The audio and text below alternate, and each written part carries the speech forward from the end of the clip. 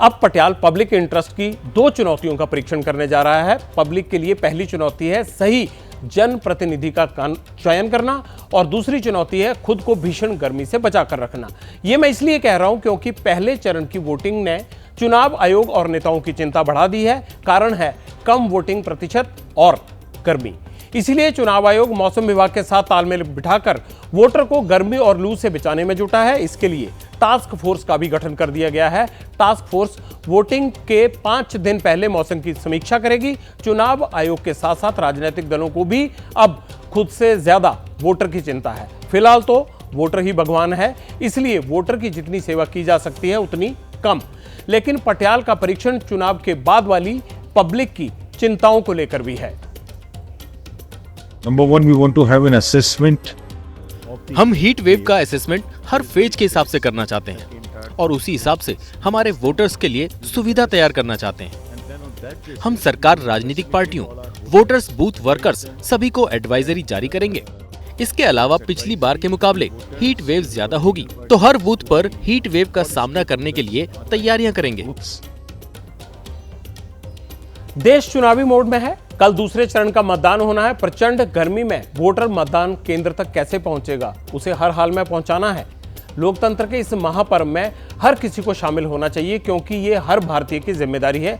जिम्मेदारी तो एक और है, आम आदमी को भीषण गर्मी से बचाने की, और ये जिम्मेदारी सरकार को भी हर हाल में निभानी चाहिए। दरअसल उत्तर प्रदेश, बिहार, महाराष्ट्र, बंगाल, उड़ीसा, तमिलनाडु, केरल, आंध्र प्रदेश समेत देश के कई राज्यों में हीट वेव का अलर्ट जारी किया गया है। यूपी के 30 जिलों में पारा 46 डिग्री तक पहुंचने की आशंका है। अभी तो चुनाव है। हीट वेव से वोटर को बचाने के लिए तमाम तरह की तैयारियां की जा रही हैं। लेकिन चुनाव के बाद आम आदमी का क्या होगा, ये आपको आगे बताऊंगा। पहले आम आदमी की जिंदगी में आए भूचाल पर एक इंटरनेशनल रिपोर्ट का परीक्षण देखिए। तापमान की तेजी और ग्लोबल वार्मिंग के लिए हमें अलार्मिंग सिचुएशन है। इसको लेकर वर्ल्ड मेट्रोलॉजिकल ऑर्गेनाइजेशन ने एक रिपोर्ट तैयार की है। क्या कहती है वो रिपोर्ट?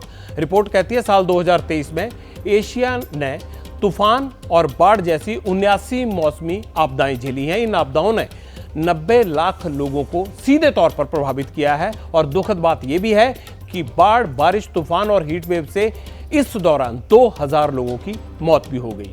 रिपोर्ट के मुताबिक एशिया ग्लोबल एवरेज के मुकाबले ज्यादा तेजी से उबल रहा है। 1961 से लेकर 1990 के बाद एशिया में वार्मिंग ट्रेंड दुगना हो चुका है और इसका सबसे बड़ा कारण है सरफेस का टेम्परेचर बढ़ना, ग्लेशियर्स का सिकुड़ना और समंदर का लेवल बढ़ना। भारत में पिछले साल तापमानी तपिश और आसमानी आफत से खूब तबाही मचाई। अप्रैल से लेकर जून महीने तक 2023 में देश के अलग अलग हिस्सों में 110 लोगों की हीट वेव के कारण मौत हो गई। इस दौरान यूपी के बलिया, देवरिया में बीमारियों से ग्रसित बुजुर्गों की सबसे ज्यादा मौतें हुई। दोनों जिलों का तापमान भी औसत 43 डिग्री तक पहुंच गया था। अगस्त 2023 में बाढ़ बारिश से हिमाचल, उत्तराखंड में 25 लोगों की जान चली गई। अक्टूबर में सिक्किम में ग्लेशियर फटने से 40 लोगों की मौत हो गई थी। दिसंबर में मिचोंग तूफान से आंध्र में 22 लोगों की जान चली गई थी। बाढ़, बारिश और लू की चपेट में आने से हजारों लोग मारे जाते हैं। चिंता किसे है, सत्ताधीशों को या पर्यावरण के नाम पर ग्लोबल संगठन चला रहे मठाधीशों को? वर्ल्ड मेट्रोलॉजिकल ऑर्गेनाइजेशन की रिपोर्ट से सबसे बड़ा सवाल यह निकलकर सामने आता है कि भारत के लिए सिचुएशन कितनी अलार्मिंग है। इसका जवाब जानने के लिए हमारी संवाददाता मेघा उपाध्याय ने आईएमडी के वरिष्ठ वैज्ञानिक डॉक्टर नरेश कुमार से बात की है। आप भी सुन लीजिए। हमारा यही अनुमान था, इस बारी जो टेम्परेचर्स हैं वो अबव नॉर्मल रहने का अनुमान है। उसके साथ भी जो हीट वेव डेज हैं वो भी ज़्यादा रहने का अनुमान है। अगर हम अभी अप्रैल की बात करें तो अभी अप्रैल में जो हीट वेव्स प्रिवेल कर रही है, मेजरली ईस्ट इंडिया में प्रिवेल कर रही है। मैं आपको इस चित्र के माध्यम से समझाना चाहूँगा। इस समय जो सबसे ज़्यादा अलार्मिंग है वो वेस्ट बंगाल पे है। वेस्ट बंगाल में कंटिन्यूज एक वीक से हीट वेव कंडीशन प्रिवेल कर रही है। जब आपका हीट वेव तो नहीं होता लेकिन टेम्परेचर सामान्य से ज़्यादा रहते हैं और ह्यूमिडिटी हायर साइड रहती है, तो उस समय लोग डिस्कम्फर्ट फील करते हैं। वो हमने केरला, कोस्टल कर्नाटका, तमिलनाडु इन इलाकों के लिए और बाकी जो कोस्टल आंध्र प्रदेश है जहाँ पे हीट वेव नहीं दिया, वहाँ के लिए हमने हॉट एंड ह्यूमिड का वार्निंग दे रखा है। बाढ़, बारिश, तूफान, हीट वेव सिर्फ लोगों की जान ही नहीं ले रहे हैं बल्कि आर्थिक तौर पर भी कमजोर कर रहे हैं। क्या आप जानते हैं गर्मी बढ़ने से महंगाई भी बढ़ती है? चलिए आपको तापमान और महंगाई का कनेक्शन समझाता हूं। रिजर्व बैंक ऑफ इंडिया ने अपनी मंथली रिपोर्ट में गर्मी की वजह से महंगाई बढ़ने की तरफ इशारा किया है। रिजर्व बैंक के मुताबिक ज्यादा गर्मी बढ़ने से खाद्य पदार्थों के दाम बढ़ सकते हैं। मौसम विभाग पहले ही सामान्य से ज्यादा मानसून की आशंका जता चुका है। ऐसे में अगर मानसून बिगड़ा तो महंगाई सूचकांक भी बिगड़ जाएगा। वैसे भी सीपीआई यानी कंज्यूमर प्राइस इंडेक्स मार्च में घट गया है और ये कितना हो गया है? 4.9%, जो पिछले 2 महीनों में औसत 5.1% था। दिसंबर 2023 में सीपीआई पीक पर यानी 5.7% था। प्राकृतिक आपदाओं की वजह से देश की जीडीपी को भी करीब 2% का नुकसान होता है। भारत सरकार के आर्थिक सर्वेक्षण 2018 में यह अनुमान लगाया गया कि जलवायु परिवर्तन के प्रतिकूल प्रभावों के कारण करीब 83,000 करोड़ रुपए का नुकसान हुआ है। वर्ल्ड मेट्रोलॉजिकल डिपार्टमेंट के मुताबिक मौसमी आपदाओं के चलते भारत में पिछले 51 साल में 1,38,000 से ज्यादा लोगों की मौत हो चुकी है। कितना बड़ा आंकड़ा है ये। प्राकृतिक आपदाएं एक्ट ऑफ गॉड होती हैं, लेकिन इन आपदाओं में कम से कम नुकसान हो इसके लिए सरकार को एक्ट करना बहुत जरूरी होता है। इसीलिए पटियाल ने शुरू में ही कहा था, चुनाव में वोटर को भगवान मान लिया जाता है, लेकिन चुनाव के बाद उससे दूरी क्यों बना ली जाती है। चलिए अब आपको एक और रिपोर्ट दिखाता हूं।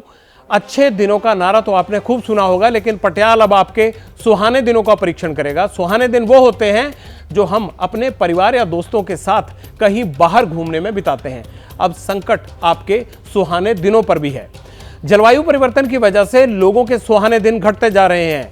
एक रिपोर्ट आई है MIT की और इस रिपोर्ट में यह कहा गया है कि अगले 75 साल में भारत में सुहाने दिन 140 से घटकर 69 रह जाएंगे। दरअसल इन दिनों को आउटडोर डे कहा जाता है। आउटडोर डे 24 घंटे का वो वक्त है जिसमें बाहर घूमने पर ना तो कोई आपको ज्यादा गर्मी लगे और ना ही ठंड। मतलब इन दिनों में लोग आराम से बाहर जाकर घूम फिर सकते हैं, एंजॉय कर सकते हैं। नुकसान चारों तरफ हो रहा है।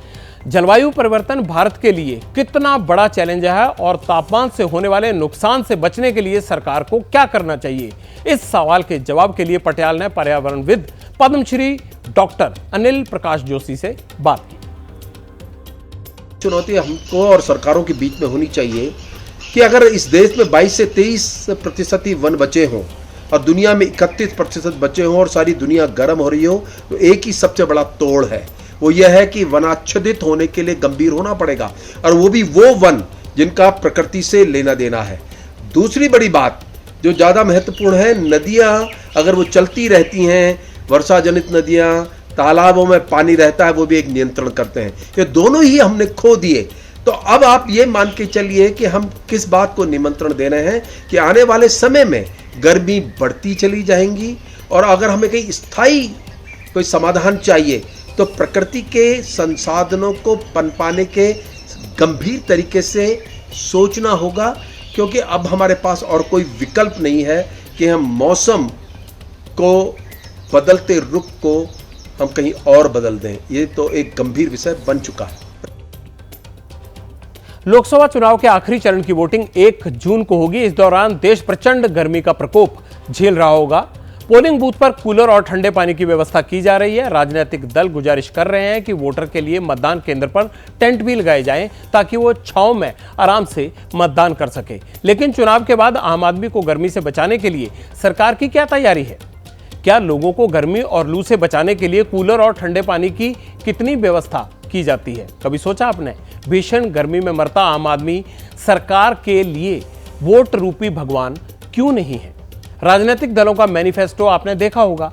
पटियाल की गारंटी है, टेंशन बढ़ाने वाले तापमान का मुद्दा आपको किसी भी मैनिफेस्टो में नहीं मिलेगा।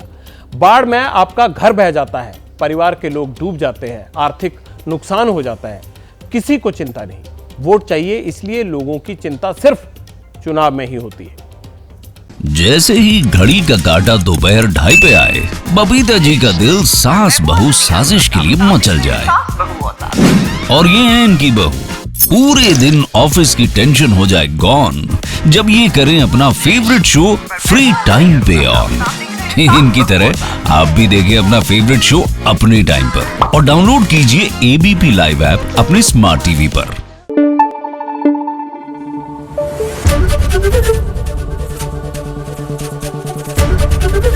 एबीपी न्यूज आपको रखे आगे।